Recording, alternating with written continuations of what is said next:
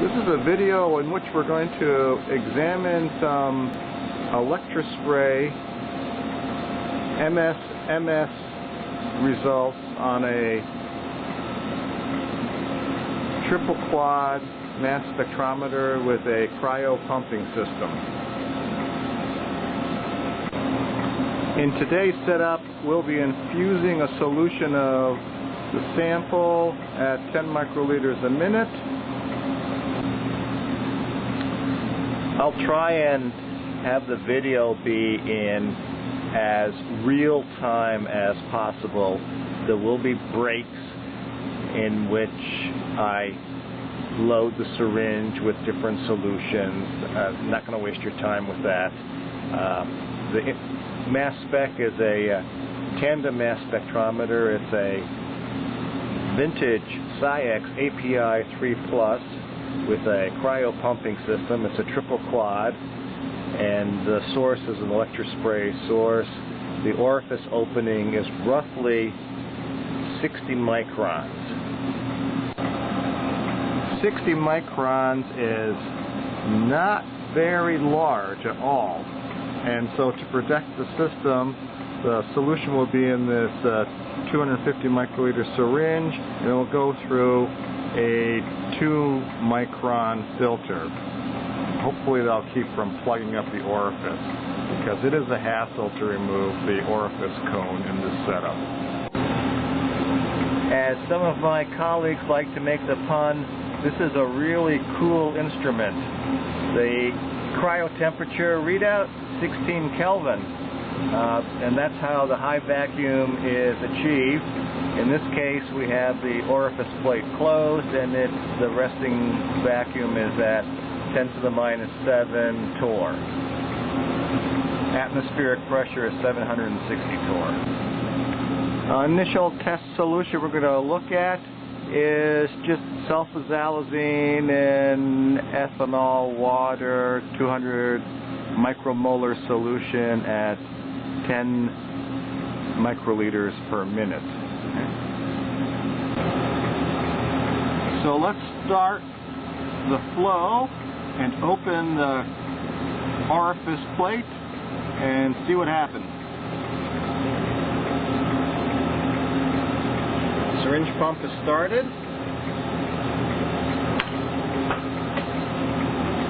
Orifice plate is opened up, and now you can see that the vacuum has degraded into the 10 to the minus 5 torr range, and the temperature has started to rise in the cold head.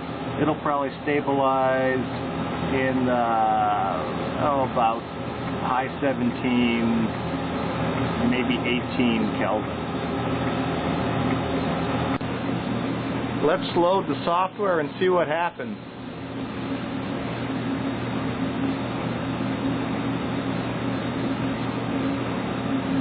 Software is called Tune.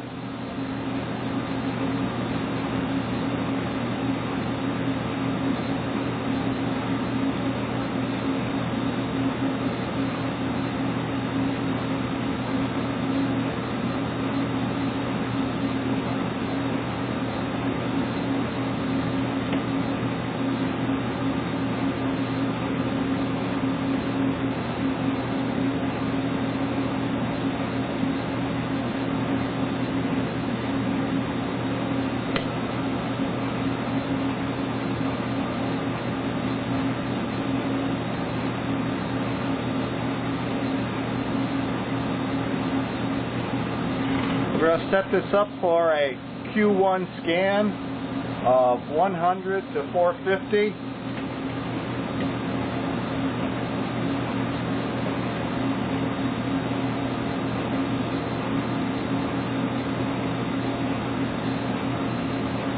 One AMU step.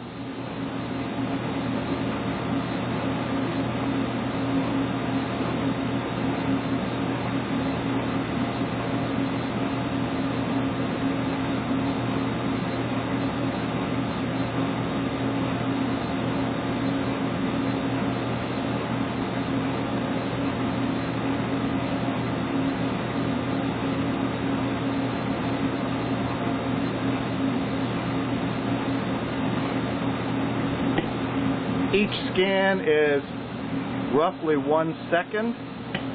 Nothing magical about that. It's just a preference of mine.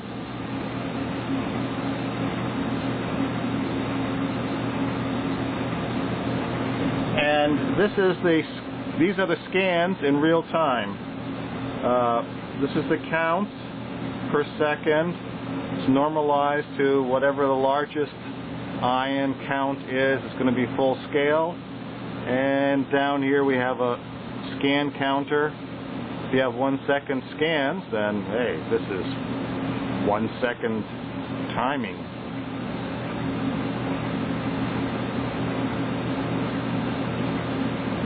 Alright, we're going to let this flow and see if we have anything of interest in the region of the molecular weight.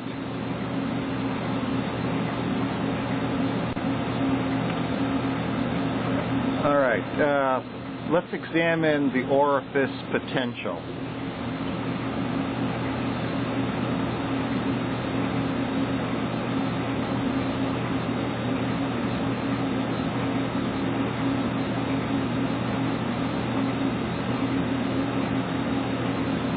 Initially, when we started this, the orifice potential was at 50 volts.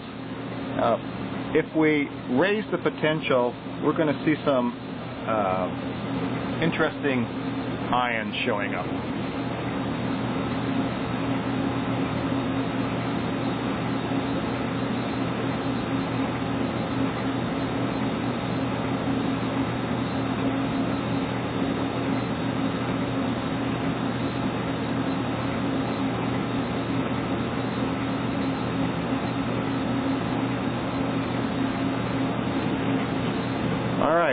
So we see, oh, we got some stuff at 421, 440 something or other, and a little here at 399, which wasn't there before. Part of the job of increasing the potential in the orifice is to break up clustering. So it also helps in the ionization process sometimes. It's a lot like Goldilocks. You have to, too low is not good, too high is not good, it has to be just right. So we're going to have this at 80, and even though there's no sodium in here, this is probably the 421 is the sodium adduct. So let's examine it in MSM. What I'm going to do is turn the collision gas on, and the CGT will go up to about 200, and we're going to set it up for in this nomenclature, a daughter scan.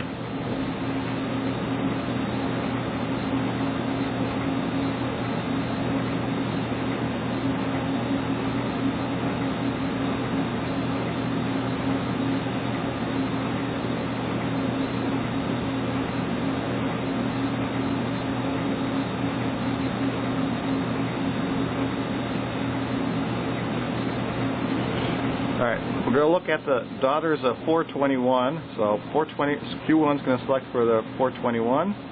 Q3 is going to scan from 10 to 465, and we're going to let's set up for 50 scans.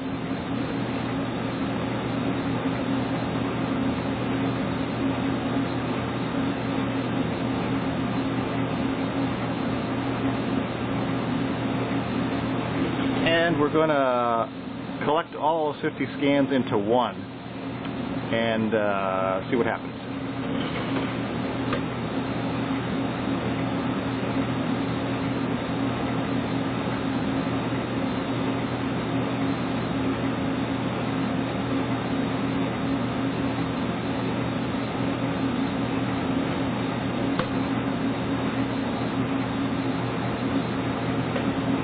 Now, the interesting things to note are, alright, so we have 421, and then there's, we'll have to take a look at it, but I suspect that's 403, and way over here, 23. So if it really is a sodium adduct, it's nice to see that sodium shows up. as a charge-carrying ion.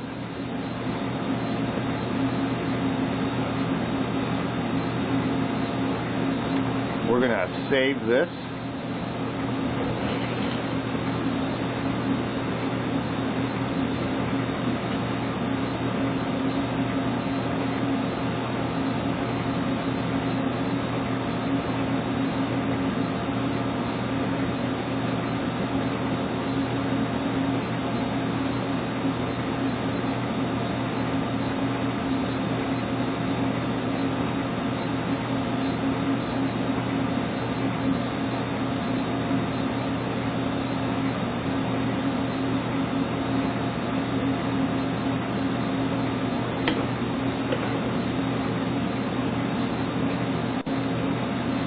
Let's load the data analysis software and take a look at our data file.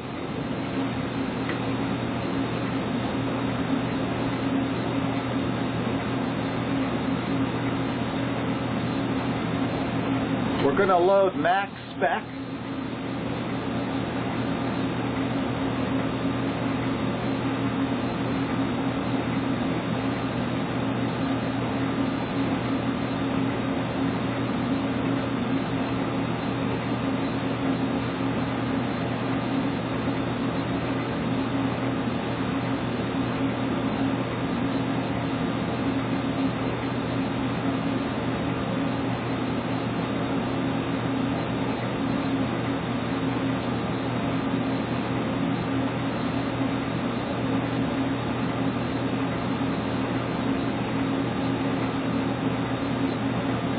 Here's our data file.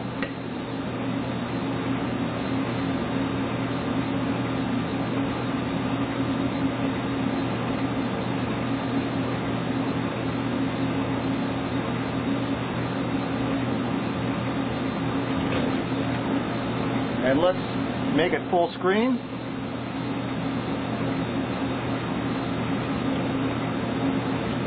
Aha! Not bad. 421 is the precursor. We have a loss of 18, still retaining the charge, and we have also our sodium ion there. Which, if it was a sodium adduct, you would suspect that, yes, that ultimately the smallest ion that has a charge for sodium would be, for a positive charge, would be the sodium ion.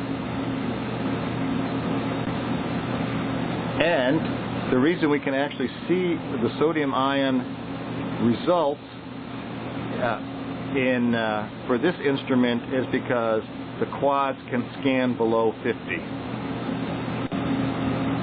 So let's try a little experiment to confirm our adduct detection. Let's make a solution in which we add some potassium formate in 5-fold excess, and let's see what ions below 50 show up. To a aliquot of 250 microliters of our original solution, I've added 2.5 microliters of 100 millimolar potassium formate in ethanol water. So that resulting concentration of the potassium formate is going to be 1 millimolar, and the concentration of sulfasalazine is 0.2 millimolar, 200 micromolar. And now we're going to start infusing that solution into the electrospray source. And let's set up a Q1 scan. Q1 scan for sulfasalazine, potassium formate. Let's go from 150 to 500.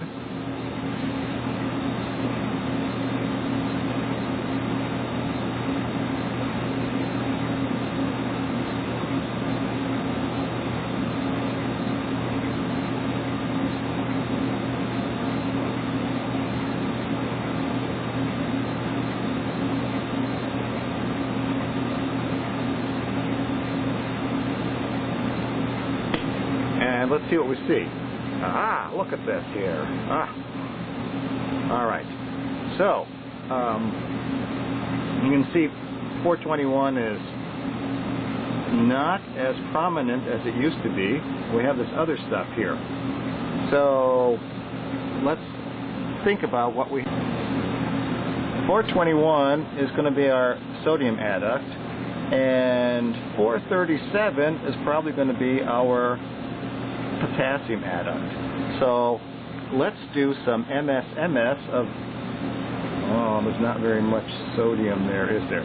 Well, let's take a look at 421 and at 437 and see what shows up. All right, let's take a look at daughters of 437 and see if we see our potassium.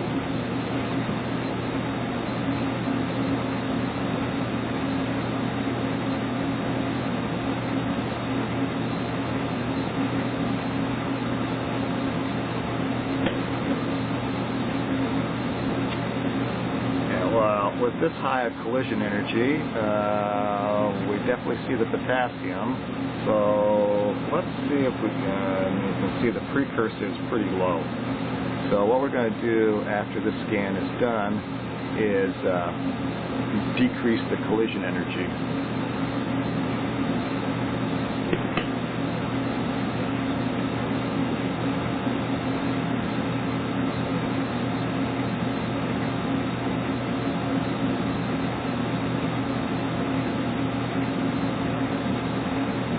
We'll save this down.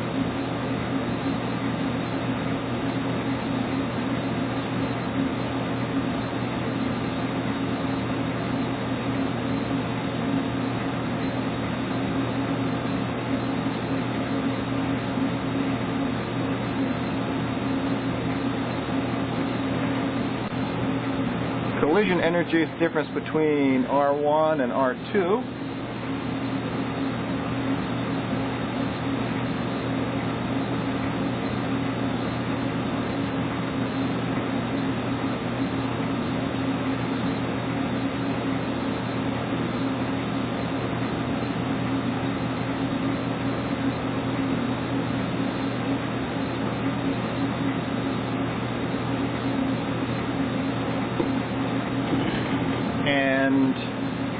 L7, Rx, and R3 have to be changed correspondingly.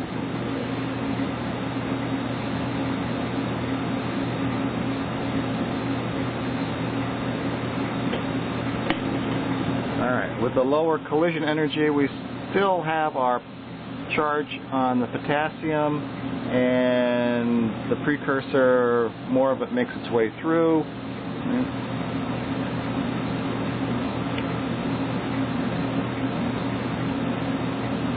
You'll notice for the daughter scan of 437, there's no indication of sodium.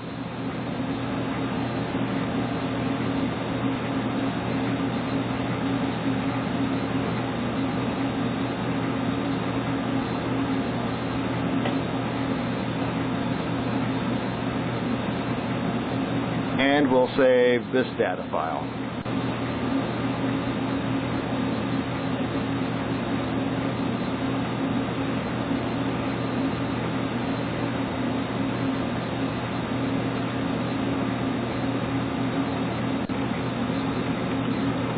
So here's our 5-fold excess with potassium formate, and you can see there's a little 421. The problem is we have a lot of potassium. Sulfasalazine likes to form a potassium adduct, and the problem is that it's going to start breaking down, and part of the fragment of the potassium formate, where it's losing some of the organic backbone, is going to come in here at the 421. So we might see both the sodium and the potassium. Let's see. All right, let's do the daughters of 421.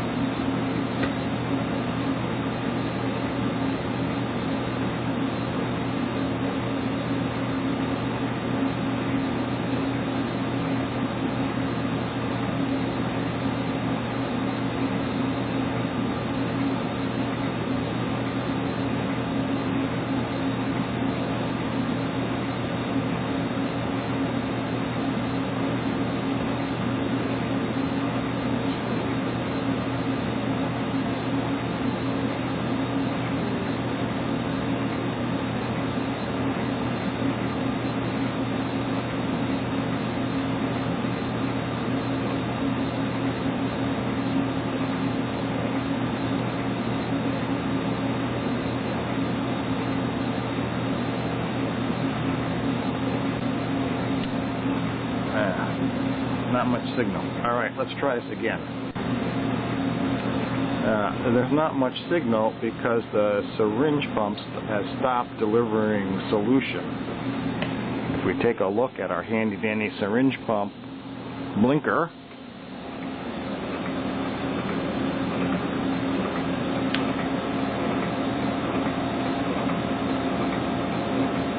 that means it stopped pumping.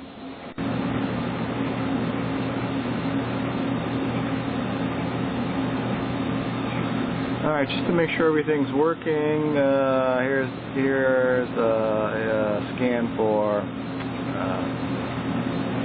the product ion scan for precursor 437. We have our potassium collision energy 10. Alright, let's switch the precursor to 421, see what happens.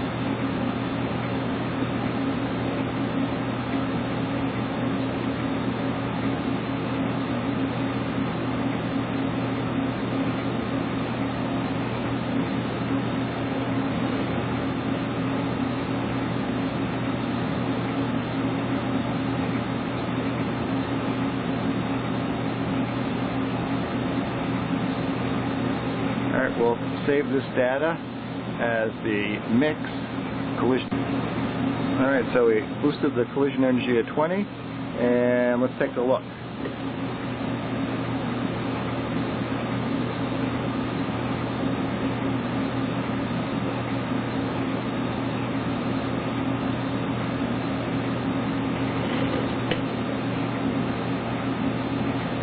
Alright, we're seeing a 23, and we're also seeing a 39. My guess is that there are 421 species that are potassium fragments that Q1 is letting through. That some of that fragmentation is occurring in the right up front by the orifice.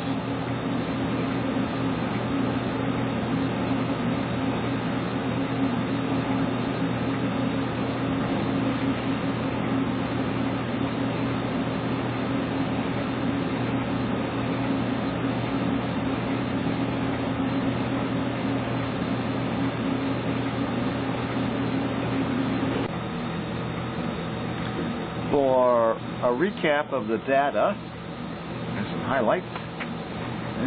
In comparing the spectra, the MS product ion spectra for the suspected adducts, you can see for the sodium adduct, which for 421, we have the 23 for the sodium, and for the potassium adduct, 437, we have the potassium.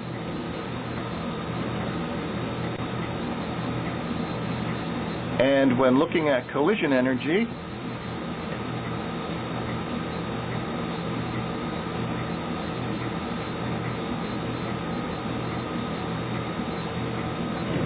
if we compare the spectra for the potassium ion adduct, we can see that this is the collision energy 10, this is collision energy 20.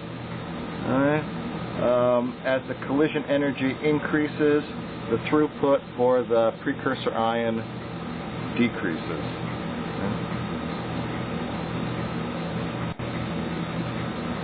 And there are some concluding notes. The values RE1 and RE3 in gathering the data deal with the resolution of quads Q1 and Q3 respectively. lowering the value opens up the resolution somewhat and allows more ions through at the expense of resolution. Resolution is degraded a little bit. And there's always that trade-off between having signal and having resolution. Item 2 is that sulfasalazine has a couple of spots where it can glom onto a cation. As you saw in the data for the potassium formate mixture with the sulfasalazine, there are significant ions above M/Z43, and they could lose a little bit of carbon backbone side chain from the sulfasalazine, still have a mass of 421 at the orifice, and so Q1 could let through this potassium-containing partial fragment of the sulfasalazine, and that would explain why there's the mixture of sodium and potassium in the MS-MS of 421 in the mix. Item number 3 is that another way of looking at things is that the collision cell Q2 acts as the ion source for Q3 in the MS-MS mode when Q3 is scanning. Collision gas CGT at 200 corresponds to a pressure of roughly 4 millitorr. Composition of the collision gas 90% argon, 10% nitrogen. That's what SCIEX recommended for this instrument when it was produced. The cryopumping system at 18 Kelvin, the only things that are not solid are hydrogen and helium. Everything else frozen solid. That's how the high vacuum is achieved, and naturally the refrigerant for this cryopumping system is then it either has to be hydrogen or helium, and it's helium. And item 6, the high vacuum is necessary in a mass spec in order to get the mean free path of the ions equal to or longer than the appropriate analyzer. If the ion bumps into something and then hits the chamber wall, it's going to lose its charge.